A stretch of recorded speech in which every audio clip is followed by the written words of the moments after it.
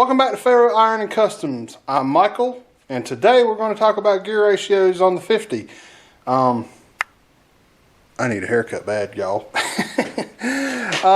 First of all, I'd like to shout out to Glenn. He was helping me earlier get this shelter finished up behind the house for my kayak to go under, so I can get my kayak back out of the back building.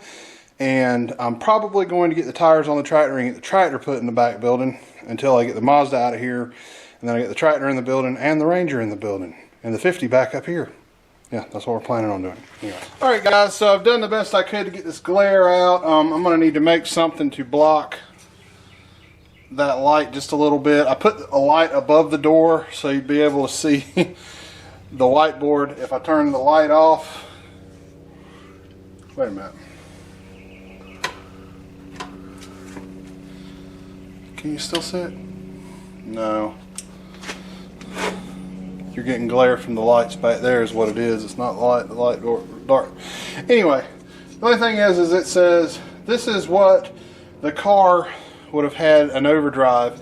And the reason why I'm figuring out the gear ratio is because the 8BA is only rated at 100 horsepower. And say I do end up with a Mercury crank and I get another 10 horsepower out of it, and maybe pick up some more horsepower playing with the timing. I do have an electronic distributor, so you know, we may pick up a horsepower or two by playing with the timing. But there's only so much power we're going to get out of this motor without spending a ton of money, and you know, that's not what I want to do. I want it to be a reasonably good running stock engine, or the best running that an 8BA flathead can be. Or eventually an 8BA flathead with a Mercury crank, and that's my goal eventually. So if in a 50, if they came with an overdrive unit behind the 3-speed, it would have had a 411 or a 410 gear, probably 410.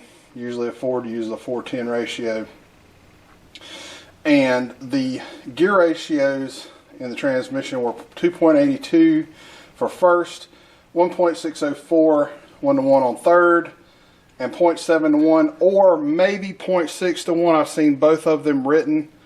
If anybody knows, please leave in the comment. So basically what I've done to figure out what the final drive ratio is you multiply your gear ratio times your rear axle ratio, and that'll give you your final drive ratio in first, which is 11.59. And second, it would be 6.592, and third, of course, 1-to-1 is 411, and overdrive is either 2.877 or 2.466, depending on, you know, what actual overdrive ratio. I've seen this one several times. Somebody said this one, so I'm not sure for 100%, and I do not have an overdrive unit to actually confirm what these ratios are, and I'm not going to take the transmission apart to confirm these. So in the M50D R2, and our rear axle ratio that we have out of our Explorer is 3.27 to 1. First gear is 3.75, which is lower than the first gear in the 50 would have been, and it puts our final drive ratio to 2.26 to 1, which is about 0.75 more, or 0.65, 0.6465 less than what the factory ratio would have been. So we should get a little better acceleration off of the go. And since this is a truck transmission, it's kind of like a granny, so it's a kind of a big jump to second, which won't be that bad, but it's still a little lower, 7.58 compared to second being 6.59. Third is almost catching up to what third would be, where your 1-to-1. Third is 1.43, and it's going to put your final drive at 4.67 to 1. And of course, 1-to-1 is going to be 327, which is going to be higher than what the 1-to-1 in the 3-speed would have been, because your rear axle ratio is higher. or numerically lower. I know there's discrepancies in the description of that. And the 5-speed is 0.75 to 1 for the for high gear, which is going to put the final drive in overdrive at 0.45 to 1, which if it's 0.6 or even if it's 0.7 on the overdrive unit, I feel like that's fairly well acceptable. I do have my calculator. Give me a second. Okay, so the next ratio up on the in the Explorer will be a 3.55 to 1 in the rear axle, and we multiply that times the high gear will put us at 2.66. So, and that's why I said this in the rear axle video. I actually watched it the other day, but that I wanted to try this ratio, see how it works with the car. But these are things that you have to think about when you're building a car, or when you're changing from, you know, a 3-speed, which would have been 1 to 1, and the factory gear in this car is 373. So it would have been 3.73 to 1, which will be, you know, slightly, you know, higher numerically or lower than what the 1 to 1 on the 4-speed would be with a 327 gear. But so I mean, these are things that you have to think about. Is the engine going to have enough power in that low RPM range? If you're running a small block Chevy or small block Ford with a mild cam in it, you're going to be fine, you know, to run.